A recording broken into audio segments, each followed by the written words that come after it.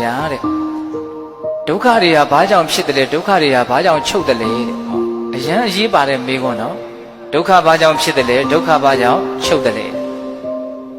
အဲ့လိုမေးတော့မြတ်စွာဘုရားဘာဖြေတော့ဆိုတော့တခါကြီးတဲ့ဒုက္ခဖြစ်ပုံဒုက္ခဘာကြောင့်ဖြစ်ရလဲဒုက္ခဘာကြောင့်ချုပ်ရလဲဆိုတော့တဲ့ငါပြောမယ်အဲ့လိုပြောတဲ့အခါမှာနော်အတိတ်ကာလတုန်းကဘလို့တွေကြောင့်ဒုက္ခဘလို့ဖြစ်သွားတယ်ဒုက္ခဘလို့ချုပ်တယ်လို့အတိတ်ကာလကဖြစ်ရကိုအကြောင်းပြုပြီးတော့ပြောမယ်ဆိုရင်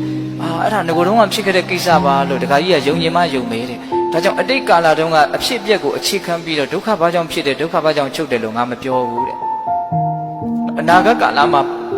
ဖြစ်အပျက်ကိုအခြေခံပြီးတော့ဒုက္ခဖြစ်ခြင်းချုပ်ခြင်းပြောမှဆိုအဲ့ဒါနောက်မှဖြစ်မဲ့ကိစ္စဆိုပြီးတော့ပေါ့ခြင်းပေါ့နေလိုက်မယ်ဒါကြောင့်အနာဂတ်နဲ့ပတ်သက်ပြီးတော့လည်းငါမပြောဘူးတဲ့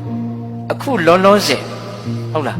ဒီနားမှာထိုင်နေတဲ့ငါကဒီနားမှာထိုင်နေတဲ့တင့်ကိုဒုက္ခဘာကြောင့်ဖြစ်တယ်လဲဒုက္ခဘာကြောင့်ချုပ်တယ်လဲဆိုတာကိုအခုလက်တွေ့ပြောမိတယ်ဟောစကားပြောဘယ်လောက်ကျွမ်းကျင်လဲစဉ်းစားနော်ဒီနားမှာထိုင်နေတဲ့ငါကဒီနားမှာထိုင်နေတဲ့တင့်ကိုအခုထိုင်ရမထဒုက္ခဘာကြောင့်ဖြစ်လဲဒုက္ခဘာကြောင့်ချုပ်လဲဆိုတာကိုပြောမိတယ်လောက်စိတ်ဝင်စားတယ်ကောင်ပြောမပြောရသေးဘူးစိတ်ဝင်စားတယ်ဖြစ်အောင်ပြောနိုင်တယ်နော်တခါကြီးတဲ့တင့်ကိုငါမင်းမယ်အဲ့ဒီတခါကြီးကဥရဝေလကပ္ပမှာနေကုန်းရွာမှာနေတာဟောဒီဥရဝေလကပ္ပမှာတစုံတယောက်ဒုက္ခရောက်လို့ရှိရင်သင်ဒုက္ခရောက်ရမယ်အဲ့ဒီလိုတစုံတယောက်ရှိသလားတဲ့ဒါကြောင့်တယောက်ယောက်သေးလို့တယောက်ယောက်နားလို့ဖျားလို့တယောက်ယောက်အကြီးကျယ်ဒုက္ခရောက်လို့ကိုဒုက္ခရောက်ရမယ်အဲ့ဒါလိုတယောက်ယောက်ရှိသလားတဲ့ဟာရှိပါတယ်ဗျာတဲ့တယောက်ယောက်ဒုက္ခရောက်လို့ကိုဒုက္ခရောက်ရမယ်အဲ့ဒီတယောက်ယောက်ရှိသလားလို့မေးတယ်ဘယ်လိုပြောတော့ရှိတယ်တဲ့အဲ့လိုဆိုရင်ဆက်မေးမယ်တစုံတယောက်ဒုက္ခရောက်လို့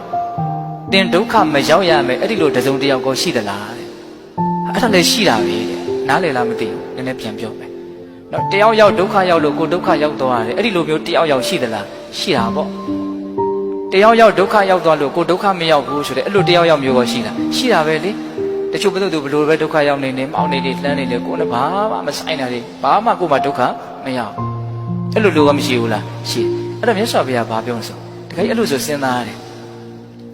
ဒီတယောက်ဒုက္ခရောက်ရင်တော့သင်ဒုက္ခရောက်ရတယ်ဒီတယောက်ဒုက္ခရောက်ရင်တော့သင်ဒုက္ခမရောက်ရဘူးတဲ့အဲ့လိုဘာဘူးလို့ကိုယ်ပြားချာနာနေရတယ်လေသူ့ပဲပြင်မေးတာနော်အဲ့တို့ဘယ်လိုပြောတော့ဆိုတော့မြတ်စွာဘုရားတဲ့တပည့်တော်ချစ်ခင်ရတဲ့နှစ်သက်ရတဲ့မျက်နှိုးရတဲ့လူတွေဒုက္ခရောက်ပြီဆိုတော့တပည့်တော်ဒုက္ခရောက်ရတာပေါ့တဲ့တပည့်တော်ချစ်ခင်မှုနှစ်သက်မှုမျက်နှိုးမှုမရှိတဲ့လူတွေဒုက္ခရောက်တော့သူ့ဘယ်လောက်ပဲရောက်နေနေအဲ့ဒါတပည့်တော်ဒုက္ခရောက်စရာအကြောင်းမရှိဘူးတဲ့အဲ့လိုဆိုရင်တခါကြီးတဲ့သင်ကိုယ်တိုင်ပဲဒုက္ခဘာကြောင့်ဖြစ်တယ်လဲဒုက္ခဘာကြောင့်ချုပ်တယ်လဲဆိုတာသင်ကိုယ်တိုင်ပဲဖြေလိုက်ပြီးသားဖြစ်သွားပြီတဲ့ကဲဘယ်လောက်ကျွမ်းကျင်တော်မူလဲဆိုတာစဉ်းစားတော့ညင်းလို့ရလားမရဘူးဟုတ်လား